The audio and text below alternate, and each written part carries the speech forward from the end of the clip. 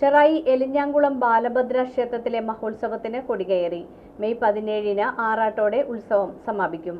ചെറായി എലിഞ്ഞാംകുളം ബാലഭദ്ര ഭഗവതി ക്ഷേത്രത്തിൽ പുതുതായി നിർമ്മിച്ച കൊടിമരത്തിന്റെ പ്രതിഷ്ഠ നടത്തി. രാവിലെ പ്രത്യേക പൂജകൾക്ക് ശേഷം തന്ത്രി കെ.പി. ശിവപ്രസാദിന്റെ കാർമ്മികത്വത്തിലായിരുന്നു ധ്വജപ്രതിഷ്ഠ. തുടർന്ന് കലശാഭിഷേകം, നിവേദ്യപൂജ, കരകധാര, അഷ്ടദിക്പാലകർക്ക് കലശാഭിഷേകം, ബ്രഹ്മകലശാഭിഷേകം എന്നിവ നടന്നു. എലിഞ്ഞാംകുളത്തെ വനിതകളുടെ കൂട്ടായ്മ വഴിപാടായി നിർമ്മിച്ചു നൽകിയതാണ് പുതിയ കൊടിമരം.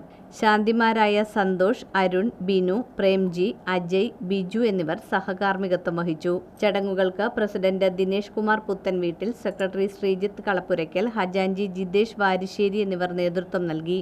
മഹോത്സവത്തിന് ക്ഷേത്രം തന്ത്രി കെ.പി. ശിവപ്രസാദിന്റെ മുഖ്യ കാർമ്മികത്വത്തിൽ കൊടികയറി. 17-ന് ചൊവ്വാഴ്ച രാവിലെ 8 മണിക്ക് നാരായണീയ പാരായണവും, മെയ് 15-ന് വൈകിട്ട് 6 മണിക്ക് മുത്തപ്പൻ വിളക്ക്, രാത്രി 8 മണിക്ക് നാടൻ കലാപരിപാടികൾ, 16-ന് രാത്രി 7 മണിക്ക് അഷ്ടനാഗക്കളവും പാട്ടും സർപ്പബലിയും, 9-ന് നാടൻ കലാപരിപാടികൾ, 17-ന് വൈകിട്ട് 4 മണിക്ക് പകൽപൂരം, രാത്രി 9-ന് ആറാട്ട് എന്നിവയാണ് ഉത്സവത്തോടനുബന്ധിച്ച പ്രധാന പരിപാടികൾ.